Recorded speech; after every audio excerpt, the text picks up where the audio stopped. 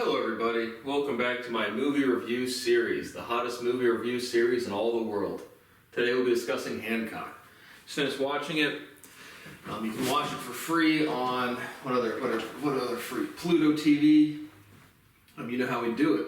I'll give you my overall impressions and grade after reading the logistics as provided by Google. If you have not seen the movie and would like to, based or not based on my recommendation, you're going to shut off the video, there will be spoiler alerts. We'll be discussing the plot synopsis and a character development, and any similar movies or major themes. So, Hancock, was released in 2008, is an action/fantasy/science fiction movie. It is an hour and 42 minutes long. You can watch it for free on Pluto TV with another 30 minutes of ads, but it's free, so we're doing it. But it says, a scruffy superhero named Hancock, played by Will Smith, protects the citizens of Los Angeles but leaves a horrendous collateral damage in the wake of every well-intentioned feat. That's okay with Hancock. He doesn't care what people think and is just as likely to be found dozing on a park bench as saving a damsel in distress. However, after saving the life of a PR executive, played by Jason Bateman, and meeting the man's beautiful wife, played by Charlize Theron, he realizes that he may have a sensitive side after all. Budget of $150 million did $629 million at the box office. Again, starring Will Smith, Jason Bateman, and Charlize Theron. 80% liked it on Google, 2.2 out of 5 on RYM, whatever that is. 41% on Rotten Tomatoes, and 6.4 out of 10 on IMDb. Google says it's irreverent, thrilling, and brash. So, what did I think? I thoroughly enjoyed this one. I've seen it several times. Superhero movies are not my thing. This is probably my favorite one. I don't know, it's kind of similar to like the Deadpool character. Not super similar, but just like a superhero. But I really enjoyed Deadpool, the first one, and then after the first one, it just got really old for me. But regardless, I thought the plot moved along well. I thought the runtime was solid, an hour and 42 minutes. Out of the superhero movies, I thoroughly enjoyed this one. So I'm actually going to give this one an A-. Well done. Just in the context of superhero movies, this is probably my favorite one of superhero movies. So overall, I definitely recommend this one. I thought the plot moved along well. The characterization was strong. It's fun. It's playful. And for superhero movies, for superheroes, which don't really do much for me, I thought this was one of the better ones, if not one of my favorites. So overall, I recommend this one. If you've not seen it, you want to shut off the video because there will be spoiler alerts. So the movie opens up. Hancock's a little boozy. He's sipping some Jack Daniels or whatever on the park bench. And there's a high-speed chase going down. It is, again, the movie was released in 2008. It's present date to 2008 in Los Angeles, United States of America. And there's these bank robbers trying to get away, or just some criminals getting chased by the police. So Hancock's passed out on a bench. A little kid knocks him up and says, get up, go do something. And he calls him an asshole, which is relevant to the writing script. And so Hancock decides that he's going to go and help out. And so he can fly, he's super strong. Those are his superpowers. And he doesn't die, he doesn't age. And so he goes and he basically flies and lands on this car. He rips open the back. The dudes open fire on him. He's invincible, it doesn't do anything to him. And so he flies the car up. They're like, oh no, let us down. And he basically just like spears the car onto some monument or just some building in Los Angeles. So again, as the description said, he's a superhero, but he causes a lot of destruction, so people don't like him. And so after that, he's not he's not very favorable amongst the people. And as the movie begins, he's not very favorable amongst the people. Then you meet Ray Embry, who's married to Mary Embry and has a son, Aaron, from a different marriage. So I definitely recognize the voice. Whoever played Aaron in this movie, the kid, has to be the same voice as the kid who plays whoever in The Blind Side. Definitely recognize the voice of that actor. But a youngster, I don't know about now, 15 years later. But regardless, Ray is a marketing executive that helps people with their branding and just, wants to be more inclusive or whatever. And so he's giving a pitch about this all-heart thing where just a symbol for a brand to represent people coming together or whatever. And so Ray's coming home from work one day and he gets stuck on the train tracks and a train's coming barreling towards him and Hancock shows up. And so Hancock shows up and he flips the car over and he stops the train just by letting the train run into him. And so the crowd's like, thanks for saving me, but or saving this guy, like, why didn't you just fly the car straight up? Why did you have to break the train? And Hancock just doing what he wants. And so Ray invites him back to his house to have dinner. And so Hancock they have spaghetti madness, just whatever they call their dinner time, spaghetti Taco Tuesday, spaghetti madness. And you get some eye contact between Hancock and Mary, and Hancock eats and then leaves. And so he meets back with Ray the next day or within a couple days, and basically Aaron's been bullied by a neighborhood kid named Michelle, who's a dude but is French. And so when Hancock comes back, he throws Michelle really high up in the air, and then he's going to meet with Ray, and then he catches Michelle, and I really enjoy Jason Bateman as an actor. Again, widely popular from Ozark and other movies, but I really enjoy him. And I thought this was just the script and the characters in this one was playful, as opposed to saving the world, which is very typical for superhero movies. Just playful, fun, and a little novel. And so he meets with Ray, and Ray's like, hey man, why don't you go? Everyone wants you in jail. You have a bunch of subpoenas and whatever, because he can fly, he can do whatever he wants. He's like, why don't you just voluntarily go to jail? And so Hancock's pretty reluctant, but he's like, okay, whatever. And so he goes to prison. He's meeting with a support group. Pass. We're doing a share story. Pass. And so basically, the development is Hancock's going to stay in jail for a small amount of time until the chief of police and the crime skyrockets, and they come begging for his help. And so you have a bunch of different scenes. Some time passes. I think it's like 2 or 3 weeks pass. They come to visit him in prison. Mary and Aaron come one day. Again, some more just eye contact. Leading up to more plot development later on. And he's in there. He's playing basketball. He can shoot really far away. He shoots one day. He's shooting some hoops, and the ball rebounds over the fence gate. He jumps over, gets the ball, and jumps over and comes back. And so he's doing some good behavior as the inmate. And so after 2 or 3 weeks go by, then there was a big police standoff with some bank robbers trying to steal $30 million with the head of their organization or head of their criminal group called Red. And so there's a female officer that's pinned down behind some cars. These people they're heavily armed, and they have a 50 cal turret machine gun or something. And the chief of police calls on Hancock to come help. Before this, even Ray had met with Hancock in prison as well, and he had he cuts out the window, the glass with his fingernail. He can just rip open the doors. He can literally just do whatever he wants. And so the chief of police calls on Hancock. Ray has a superhero outfit for Hancock, and he's like, this can't be, you can't be serious. Regardless, he wears it, and Ray's like, tell people they do a good job. And so Hancock flies in, meets with the chief of police, and they're like, we have this officer pinned down, can you rescue her? And he's like, yes, sir.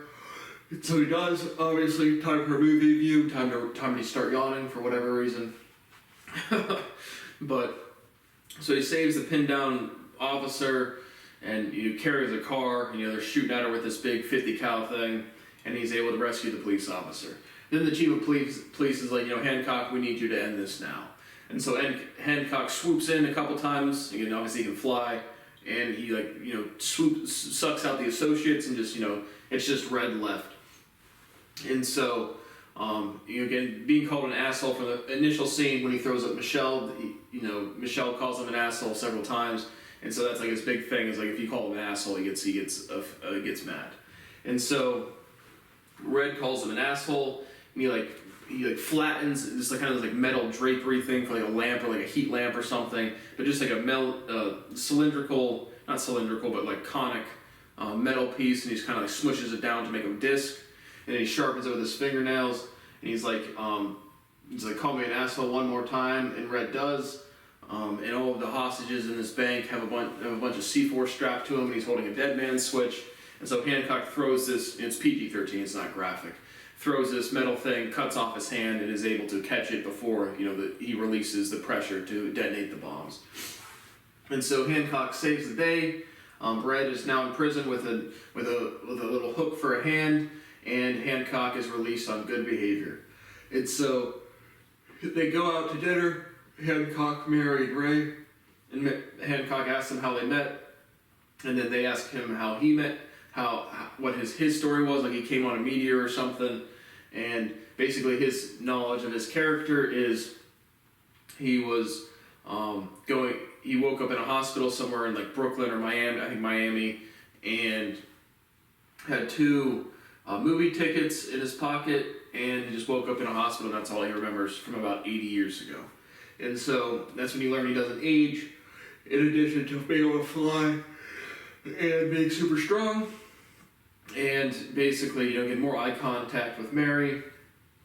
And he's basically, I just don't remember, where I come from. And they asked me, sign, give me your John Hancock. And so that's why he thought his name was Hancock. And so he basically just has no knowledge of his past.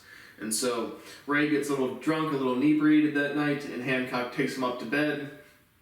Not sexually, but the Jason Bateman character is like, "Ooh, take off my shoes, that's all you're getting off of me today." So I enjoy Jason Bateman as an actor. And so after they put Ray to sleep, Hancock comes back downstairs, and Mary's there, and then they kind of culminate to sexual tension, and Hancock is drawn, they're about to kiss, they do kiss, and then Mary throws Hancock through the front of their house. So at which point you learn that Mary is also a superhero or super strong and the same type of species or characterization as Hancock himself. And so Ray wakes up the next morning and Mary says that Hancock sneezed and it blew a hole through the house. And Hancock shows back up promptly, and Mary's like, remember when you sneezed last night? And Hancock is now trying to figure out what exactly is going on with Mary and him. And so Ray gets a phone call from these different people. Hancock smashes a rolling pin over Mary's head. He tries to impale her with this a kitchen knife or kitchen fork, and just bends on her skin. And so, again, a playful, fun script for me, especially amongst superhero movies. But now at this point, you've learned that Mary is a superhero herself. And so Hancock is like, we need to talk. And he's like, 4 o'clock at my place. And she's like, okay, we'll do, but I'm happy, please don't upset my family life with Ray. And so Ray gets invited to these different marketing dinners now that Hancock has paid off. And John Galecki, one of the main characters from the Big Bang Theory series, is in this movie, is pretty much a minor character. But he's like an advertising executive that wants to take Ray's meetings. And so Mary meets with Hancock at his trailer. You learn that they've been, Mary says, we're brother and sister, and Hancock's like, no, that's not how brothers and sisters kiss. And so they kind of go back and forth, and you just learn they're invincible. There's been other people like them, but they paired up and died. And Hancock gets mad and is like, let's go see what Ray thinks about all of this. And so he flies, they both start flying. Mary lands, and Ray's like, well, why were you just flying? Why were you just flying? And Hancock was like, yeah, and Mary, tell him. And so you learn that technically Hancock and Mary are the ones that are husband and wife, and they're from the same species, and that if they get too close to each other, their powers start to dwindle. And so the other people have paired up and died, which again I thought was interesting. Kind of like I don't know if a reverse concept, but similar to the movie Radius we recently reviewed, where it's like if they got too far apart from each other, everybody dies. Now if they get too close to each other, they lose their superpowers and become mortal. And so they have some back and forth there, and yeah. And so Ray, again, the Jason Bateman character I thought was fun. There was no really off-putting characters to me in this movie at all. But regardless, that you've now learned as to what's going on with the different characters, and Hancock is going to go just about his day. And so he goes to a gas station. You have another kind of cut scene where you meet back up with Red. When Hancock initially went to prison, he literally shoves a dude's head up another dude's butthole. Again, PG-13, not graphic or crude really in any way. But you have Red and the two dudes that got the dude that got his head shoved up another dude's butthole, and the dude's butthole that got his head shoved up. They're all kind of like sitting on like the bleacher kind of seats in the prison yard. And Red, has his hand cut off and he's got a little hook. He's like, let's team up and let's go get Hancock. And so you get like one kind of minor scene where it's like a news station running, and they're like Red and these other people have escaped from prison. And so they're trying to hunt Hancock. Hancock is going to just a gas station to get a drink or whatever. And the cash, it's two liquor bottles. And he rings it up and it's like $91 or whatever. And it's code for like highway robbery, or I don't know if it's actually police code for highway robbery, but that's what Hancock says. And he realizes the dude's asking for help, 911, help me. And so there's two dudes hiding behind the cashier's desk with guns, holding the cashier up at gunpoint. And so Hancock just reaches in, rips out the dude from underneath, and there's one other dude with a gun, holds the cashier at gunpoint, and Hancock picks up a little candy bar, and it's like, my candy bar versus your gun. And so the dude shoots at him, he throws a candy bar and kills him or knocks him out, again, PG-13. But regardless, he has now been hit with a bullet. And so, his characterization is, he's invincible, he's not afraid of guns or anything, it just bounces off of him. And so now you're just kind of, the character is, he can be wounded. And so he gets rushed to the hospital, they put it on the news. That's when Mary and Ray visit him, and Mary then tells him that he's getting weakened because they're closer together. And when the other parents die, they just got closer together to live normal human lives and have passed away. And so then Red and his crew is going to come to the hospital to Merck to finish off Hancock. And so they pull up, sliding on the ops, and then scam likely, more fraudulent phone calls, awesome. But basically they try to shoot him, and Hancock's in the hospital bed, but he musters up the courage and throws the bed. A minor little fight scene. Mary gets shot in the process, and she also gets wounded. And again, she's a superhero; she doesn't get wounded unless they're together. And so Hancock is desperately trying to defuse the situation. And so Red shoots Hancock a couple times, gets him pretty wounded, and he's about to finish him off. And then Ray comes out of the background and chops off Red's other arm. And Red's like, are you serious? You're going to cut off my other arm? Get a playful, fun superhero script. And so Hancock jumps out the window, basically just trying to get as far away from Mary as he can. And each time he gets a little farther, her heartbeat, she codes, she goes up, she dies, or, no heartbeat. And each time he gets a little farther away from her, you get a little blip to say that, the farther they get away, the stronger they can be. And so after that, you get a 1 month fast forward cut screen. Mary and Ray and Aaron are walking down the street. They're still happily married. Hancock is wearing a suit, and he calls Ray and is like, hey man, look up. And so Ray looks up. They're on like a boardwalk pier type of place in Los Angeles somewhere. And he sees that Hancock has put Ray's, all heart symbol on the moon. And so that's pretty much the resolution of the movie. Mary and Ray are happily together, and Hancock and Mary both have their powers together. Both of them have their powers separately. And so overall, again, amongst the superhero movies, I thoroughly enjoyed this one. Again, I've seen this many times, and it still holds up as a good, entertaining movie for me. So overall, A-, well done. And that's about it. So thank you for watching my movie review of Hancock, and I will see you on the next one. They did have the next Terminator movie on Pluto TV, so I'll do that one tomorrow. So thank you for watching, and I'll see you on the next one.